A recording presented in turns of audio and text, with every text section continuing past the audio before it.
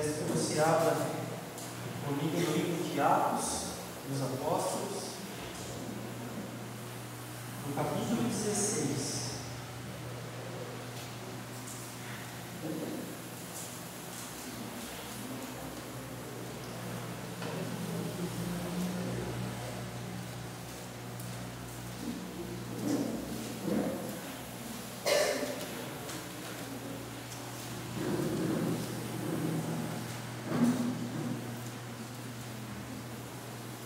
Amém? Deixa aberto aí. Quem não achou pode entrar aqui dentro e fechar.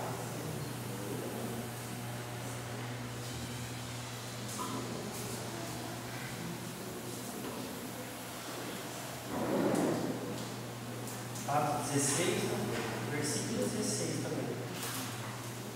Hoje, irmãos, nós nos reunimos aqui como corpo de Cristo, como a igreja viva do Senhor, para celebrar a ceia do Senhor, né? E participar da mesa. E graças ao sacrifício de Cristo, porque não é mérito nenhum nosso, mas é pelos méritos de Cristo que nós podemos celebrar, se assentar à mesa e comer do pão e tomar do vinho, que representam o corpo de Jesus, que foi moído na cruz do Calvário, e o suco de uva ou vinho, que representam o sangue que foi vertido naquela cruz, para que o meu pecado e o seu pecado fossem redimidos. Amém? E isso tem um significado na nossa vida, irmãos, é que o sacrifício de Cristo nos torna a sua imagem e semelhança. Então, o propósito da morte e ressurreição de Jesus é para que nós, pela fé no sacrifício dele, nos tornemos a sua imagem e semelhança. Ou seja, para que nós ficássemos parecidos com o Senhor, na maneira de agir com Deus, na maneira de agir com o nosso semelhante.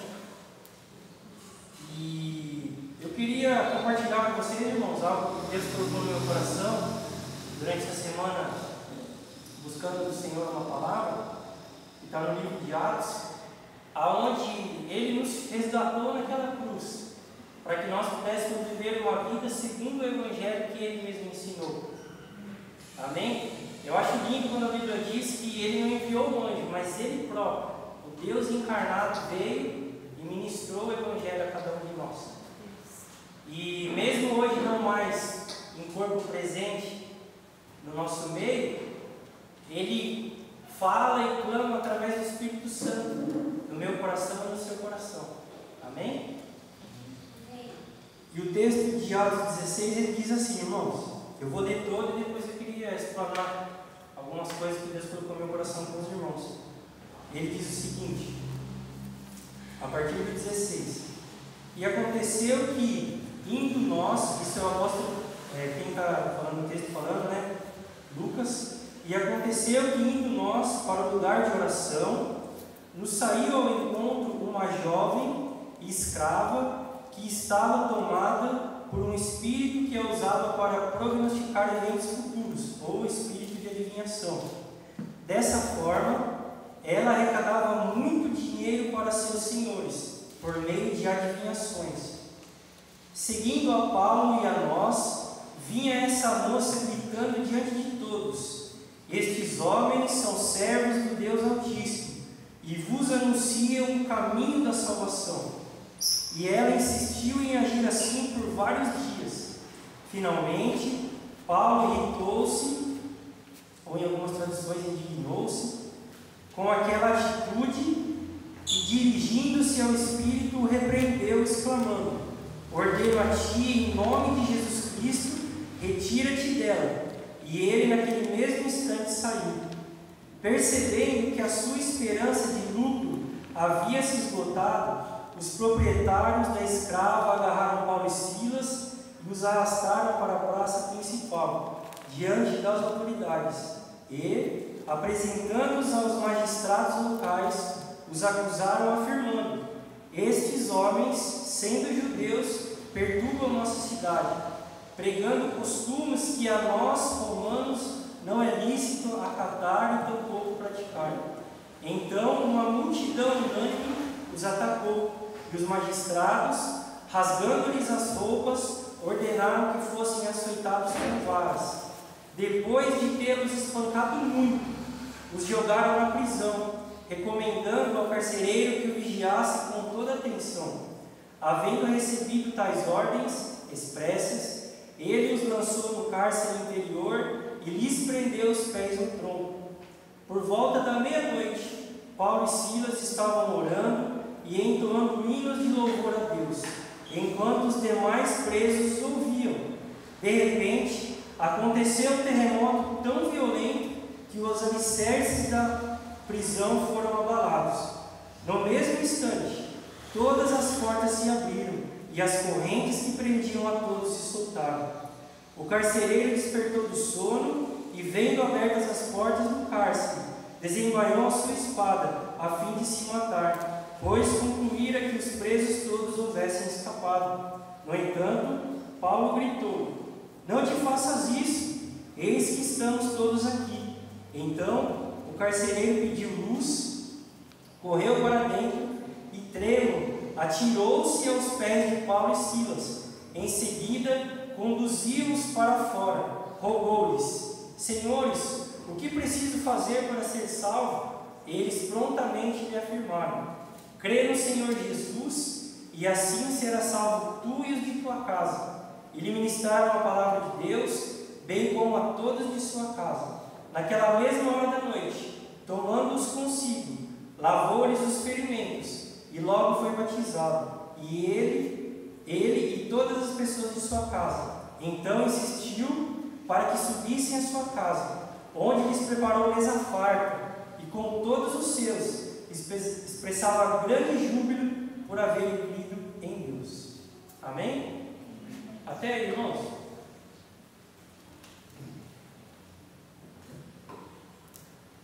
E eu queria começar, irmãos, queria dividir com vocês 4 ou 5 pontos. Eu falo 4, mas sempre aparece mais um no final, né?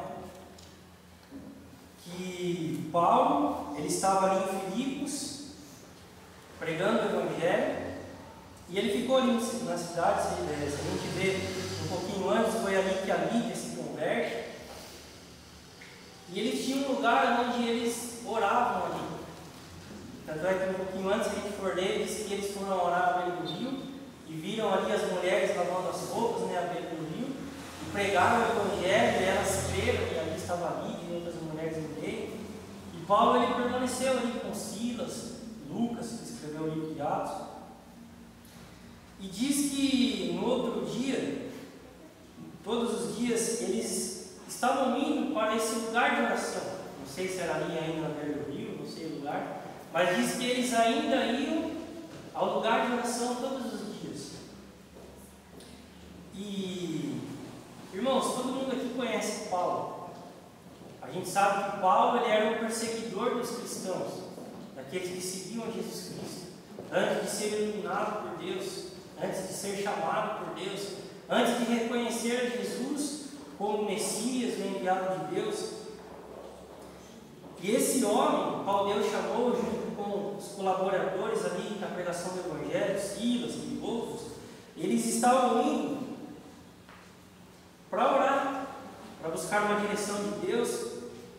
E o texto que nós lemos diz que ao encontro deles vinha uma jovem que era escrava, e ela era escrava de homens, ela era usada por homens como uma escrava. E mais do que isso, irmãos, o texto que nós lemos diz que essa mulher ainda era além de ser uma escrava física de homens que a usavam para adivinhar e ganhar dinheiro através daquilo que ela fazia, ela era uma escrava espiritual, escrava de Satanás, de algum espírito maligno. Aqui diz que é um espírito de adivinhação.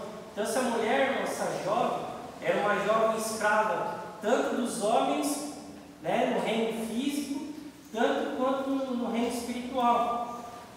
E essa jovem vinha ao encontro deles gritando: olha, os servos do Deus Altíssimo, que apresentam o caminho da salvação. E a Bíblia diz que todos os dias ela vinha falando isso.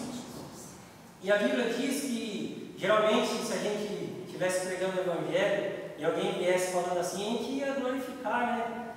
Mas a Bíblia diz que Paulo ficou inquieto. O texto que eu li diz que ele se irritou, mas a tradução mais original diz que ele ficou inquieto, incomodado, porque ele teve algo do Espírito Santo que revelou a ele que não era um glória normal, né? Era, não sei se era uma agitação apenas, ou se ele queria causar um alvoroço, mas ele teve esse discernimento que essa jovem, ela estava possuída por um espírito maligno. E Paulo, irmãos, ele repreende o demônio, né? O espírito maligno, e essa moça fica liberta. E como eu disse, Paulo, ele era um homem perverso, ele mesmo quis isso, que não conhecia o Evangelho. Porque a cruz, irmãos, na cruz, Deus ele se entregou para nos resgatar, para nos transformar. E Paulo foi transformado.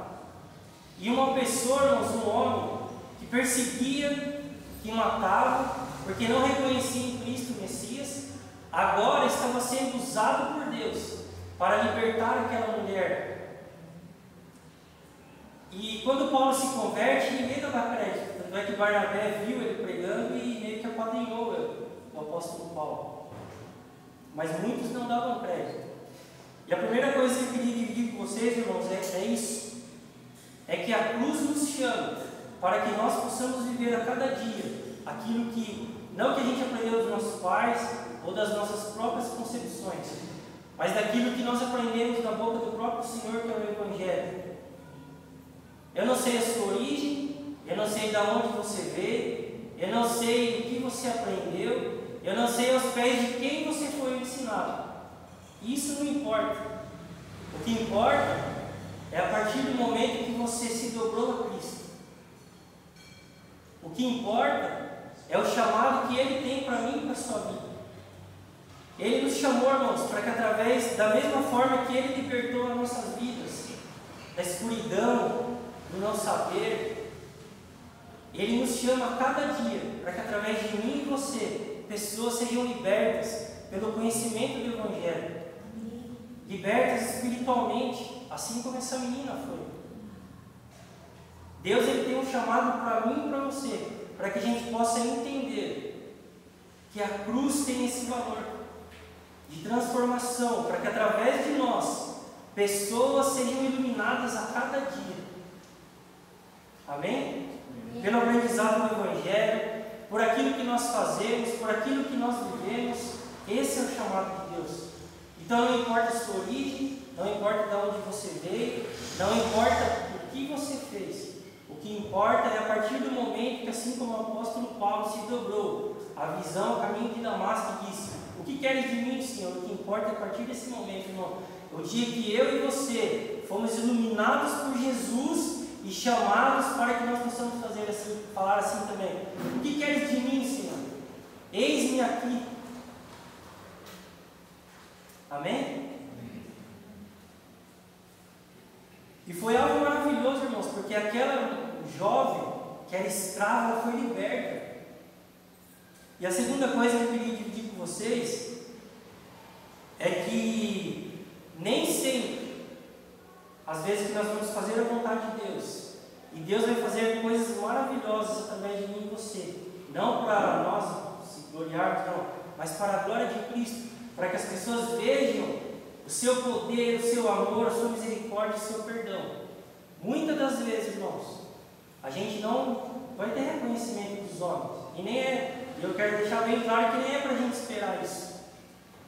A Bíblia diz, irmãos, logo depois do texto que nós lemos, é que aqueles homens, diante de algo tão maravilhoso, que aquela menina foi liberta de um espírito que a aprisionava.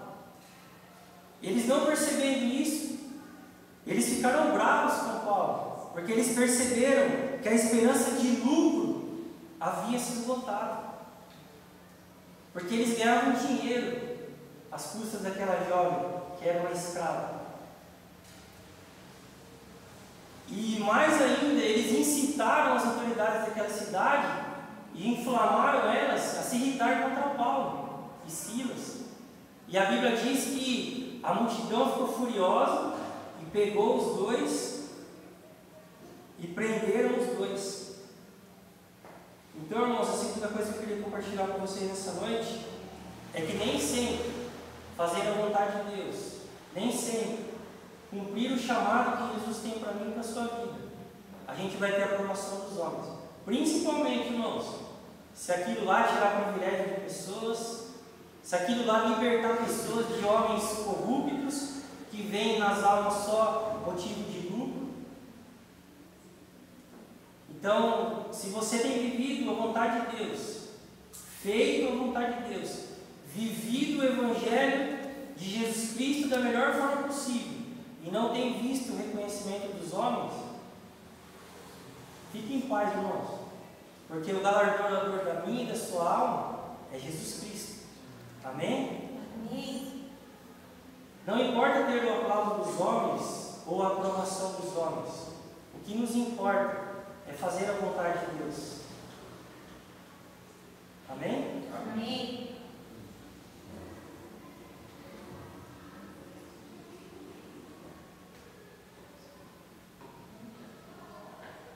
Porque muitos homens, irmãos, preferem os lucros dessa vida do que os bens eternos do reino de Deus. Eu fico muito triste de falar isso, mas é a verdade, né? Infelizmente, a gente tem vivido esses tempos onde os homens dão mais valor aos bens dessa terra do que às coisas eternas, mas que para nós seria diferente. Que nós possamos entender que as coisas dessa vida são coisas passageiras, mas que o que verdadeiramente importa, que permanece para sempre, são as palavras de Cristo, são os seus valores sendo enxertados pelo Espírito Santo no nosso coração.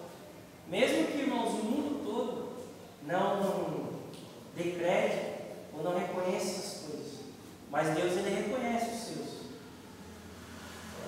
E diz, irmãos, que eles foram presos, e não só ficaram bravos com eles, pior ainda, eles foram levados e açoitados, e o texto que nós vemos diz que eles apanharam muito, bateram muito neles, por fazer a vontade de Deus. Às vezes, irmãos, você vai apanhar por fazer a vontade de Deus, seja verbalmente, seja aqui no Brasil não tem, eu vi alguns casos, mas há países no mundo onde as pessoas apanham, né, morrem por causa do Evangelho.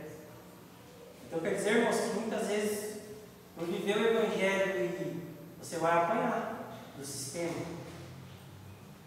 mas Deus, Ele tem cuidado de mim e você. Graças a Deus. E diz que eles apanharam muito. E eles foram jogados numa prisão, e os líderes recomendaram ao carcereiro que olhassem, tomassem conta dele. E o carcereiro levou ele, irmãos, às pressas, no cárcere, no interior do cárcere, e prendeu os pés no tronco. Então eles estavam presos numa cadeia, e eu fui dar uma pesquisada, né? No interior ele devia ser tipo uma masmorra. Então era um lugar que não tinha luz. Depois a gente vai perceber que no finalzinho ele pega até atrás luz, que era um lugar bem escuro. E ele foi preso por isso, por pregar o Evangelho e por viver a vontade de Deus. E a Bíblia diz, irmãos, que por volta da meia-noite, no dia que ele foi preso, eles estavam orando e entoando hinos de louvor a Deus, enquanto os demais presos os ouviam. De repente, aconteceu um terremoto naquele lugar, tão violento, que os alicerces da prisão foram abalados, mas não caíram. E as correntes que os prendiam soltaram a todos. E a terceira coisa que eu queria dividir com vocês, irmão, desse texto, é que, às vezes, por fazer a vontade de Deus, nós colhemos consequências ruins. E o que eu queria falar, irmãos, não é a questão da consequência ruim, ou da coisa ruim, ou da adversidade, ou da tribulação que nos acontece. Eu não queria focar nisso. Eu queria focar como que nós reagimos quando isso acontece. Esses dias, irmãos, viver da melhor forma o Evangelho de Cristo. E às vezes a gente faz, se desdobra, e a gente não vê reconhecimento de família, às vezes de pessoas ao nosso redor. E eu lembro que eu sentei na minha cama e não cheguei a falar, mas pensei, Jesus, eu não vai fazer não.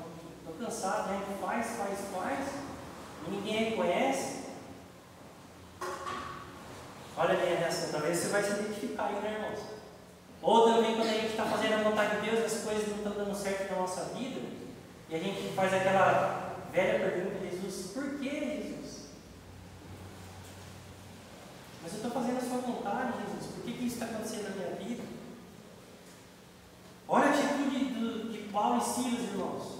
A Bíblia diz que quando deu meia-noite, naqueles presos por fazer a vontade de Deus, na escuridão, os pés ali presos no tronco, devia ter rato, devia ter coisas que não tinha banheiro naquele lugar. Eles não reclamavam para Deus. Pelo contrário, irmãos, a Bíblia diz que eles entoavam hinos de louvor, eles louvavam a Deus. Amém? A Bíblia diz, irmãos, que eles oravam, eles não reclamavam. Por quê? Vim parar. Não, eles oravam. Eu imagino que eles deviam estar muito contentes. Porque eles foram, Jesus falou que quando isso acontecesse, era para a gente, discípulos, se alegrar. Se alegrem quando por causa do meu nome vocês foram perseguidos, presos, bofeteados na rua. E Deus falava muito forte no meu coração, irmãos.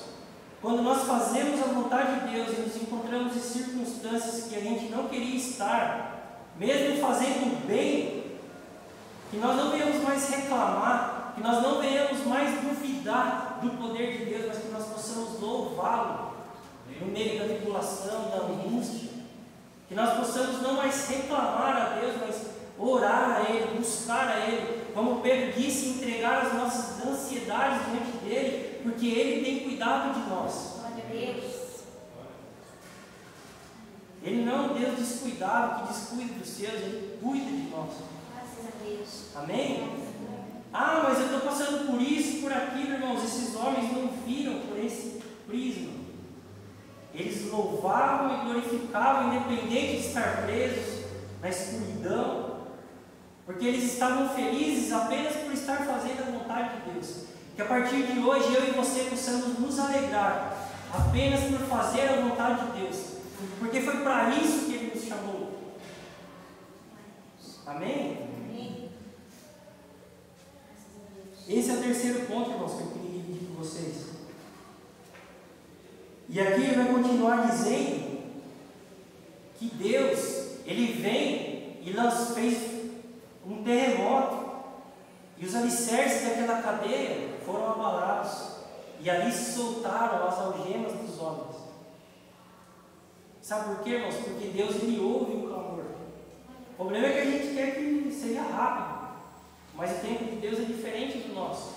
Mas uma coisa é fato, irmãos: quando a gente louva eles, e quando a gente busca e o adora, Ele vem ao nosso socorro. Ele abala as estruturas da nossa vida e nos tira de cadeias e nos desprende de algemas, seja por filosofias humanas, seja por filosofias de demônios, como aquela menina, como no começo do texto que nós lemos, porque Ele vem ao nosso socorro. Para uns mais cedo, para outros mais tarde, mas Ele vem. Diz que eles foram soltos. E o carcereiro, irmãos, ele estava dormindo. E quando ele viu aquele alvoroço, e fala que ele, quando ele viu que todas as cadeias se abriram, ele já imaginou: fugiram, né? Estou perdido. Porque naquele tempo, irmãos, quando alguém um carcereiro, ele cuidava de presos, e se algum deles escapasse, ele pagava com a própria vida. Por isso que ele pegou a espada e falou: já que eu vou morrer mesmo, então eu vou me matar, porque não sei como que vou. E a Bíblia diz que ele pegou a espada e foi se matar. E o apóstolo Paulo gritou: ele, não faça isso, nós estamos aqui. Então o carcereiro pediu luz, porque era um lugar muito escuro, e correu para dentro para ver as celas, tremo, com medo. Ele atirou-se, viu que estava todo mundo ali, então ele atirou-se aos pés de Paulo e Silas. Em seguida conduziu eles para fora da cela e rogou-lhes: Senhores, o que preciso fazer para ser salvo? Eles prontamente lhe afirmaram: crê no Senhor Jesus e serás salvo, e assim serás salvo tu e os de tua casa.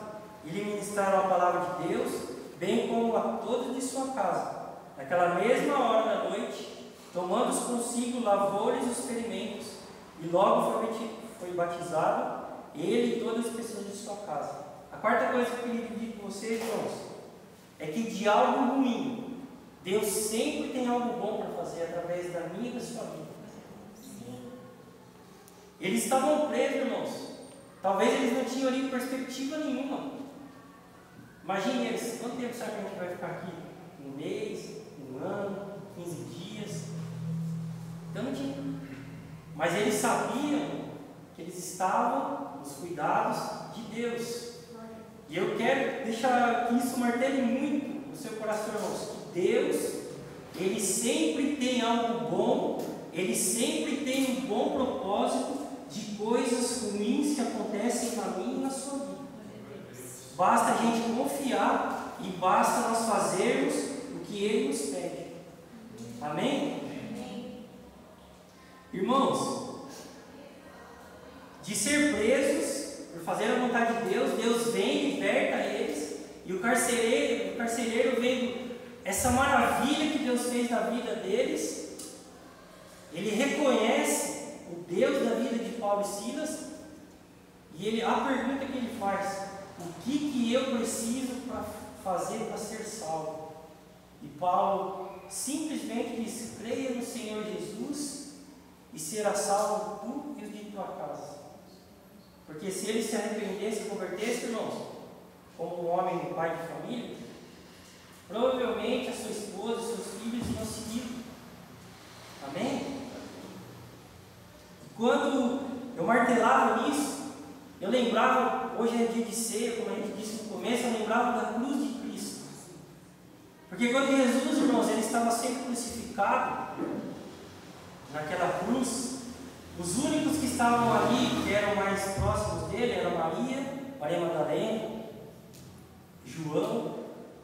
Os outros discípulos fugiram, dispersos com medo. E para a grande maioria que estava ali assistindo a crucificação, ali era o fim de Jesus. Porque muitos gritavam assim: ué, você não é o Salvador? Como que você foi parar aí? Você não é Deus? Salva-te a ti mesmo. Você não ia salvar nós? Salva-te a ti mesmo então, se você é Deus. O condenado que estava do seu lado: se você é mesmo Deus, salva-te a nós mesmos. Os religiosos diziam: você diz que vai salvar, que o templo vai ser derribado e não salva a ti mesmo. Ali, irmãos, para aquela grande multidão era algo, um momento de derrota. Não ia sair nada de bom dali. Praticamente os autores diziam assim: Deus perdeu. Aquele que dizia ser Deus perdeu. Mas Jesus tinha dito que foi para aquele momento que ele veio. É por isso que quando os homens dizem: desce, você é mesmo Deus, desce da cruz, e Jesus diz: Pai, perdoa porque eles não sabem o que falam. Sabe por quê, irmãos, que Jesus disse isso? Porque se Jesus acatasse o pedido daqueles homens e descesse da cruz, eles estariam perdidos, porque foi para aquele momento que ele veio. Mas Deus é bom, e quando nós pedimos coisas que não vão conforme a vontade de Deus, Ele não nos ouve, mas Ele ouve sempre a Deus, o Pai. E ele permaneceu firme no propósito de Deus, porque ele disse: foi para isso que eu vim. E mais lindo ainda, irmãos, ele disse assim: olha, ninguém tira minha vida. Eu dou de livre e espontânea vontade. Eu tenho poder para dar, e eu tenho poder para retomar. Mas eu dou porque eu quero. Eu me entrego pelos meus porque eu quero. Amém? E para aquela multidão, irmãos, aquele era o momento de morte. Era o momento de dizer assim: acabou para Jesus. Aquele que dizia ser Deus, morreu, perdeu, já era. Mas ele tinha dito aos discípulos, irmãos, que depois do terceiro dia ele ressuscitaria. E ele ressuscitou de verdade. E ele apareceu aos discípulos, primeiro aos 11, né? E a Maria Madalena, Maria. O Tomé, que era o cético, que era o duvidoso, não estava. E falaram: Tomé, ele ressuscitou. E Tomé, só acredito se eu tocar nas feridas. Jesus aparece depois, e logo que ele entra, ele vai direto no Tomé.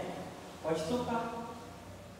E Tomé viu, e naquele momento ele creu, e se rendeu, e Jesus disse: porque você viu e creu, mais bem-aventurados somos nós, irmãos, aqui hoje, porque nós não vimos e cremos, porque Ele abriu os nossos olhos. Nós somos bem-aventurados de estar aqui nessa noite e poder participar dessa mesa, pela graça e pela misericórdia de Deus. Não tem mérito nenhum, irmãos, meu e seu, como sempre é falado aqui, mas é totalmente pelos méritos de Cristo na cruz do Calvário. E Ele nos chamou para que através de mim e você seja feita a boa obra da salvação, a boa obra da pregação do Evangelho. A boa notícia tem que ser dada para o mundo, irmãos, através de mim e através de você. Martelava no meu coração, daquele momento de uma prisão, Deus, através da vida do apóstolo Paulo, de Silas, já tinha convertido, já tinha libertado aquela mulher e ainda usou a vida dos dois para salvar aquele carcereiro e a sua família. E a Bíblia diz que eles foram batizados. Sabe por quê, irmãos? Porque Deus é especialista em fazer de algo ruim ter um propósito bom. Na cruz de Cristo, Ele fez da morte de Jesus, eu e você termos vida.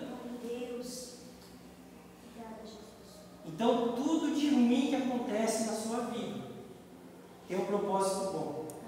Amém, Amém, irmãos? Amém. Mas nós temos que crer, confiar, e como Paulo e Silas fizeram, louvá-lo, ser gratos por essa graça maravilhosa. Amém? Talvez hoje, irmão, você chegou aqui e você está em alguma situação porque você tomou uma atitude errada. Veio algo no meu coração me dizer. Porque você tomou uma atitude que você não se baseou no Evangelho, não consultou a Deus, ou porque você pecou, não sei. Né? E o que a gente deve fazer? O que um homem ou uma mulher de Deus faz na situação? Davi, irmãos, quando ele adulterou com Batseba, e Deus usou o profeta Natan para repreendê-lo, ele não culpou Deus, ele não culpou Batseba, ele não falou: não, Senhor, mas ela estava lá toda se mostrando para mim, a carne é fraca, eu não aguentei, né? Não, ele não falou isso. Não, Senhor, não, foi o diabo. Não, ele falou. Depois você lê lá, irmão, Salmo 51, é o salmo que ele, quando o profeta Natan vai repreender, ele pede perdão. Senhor, eu pequei. Então, irmãos, a gente tem que assumir também quando a gente erra, e se arrepender e pedir perdão, porque Deus, Ele é rico em misericórdia. Amém? Ele foi e falou: Senhor, perdoa a minha transgressão, meu pecado, não retire de mim o teu espírito. A gente tem que ser homem e mulher de Deus, irmãos, e muitas vezes assumir também quando a gente erra e falar: Senhor, eu errei, me perdoa, me ajuda, me dá graça. Amém?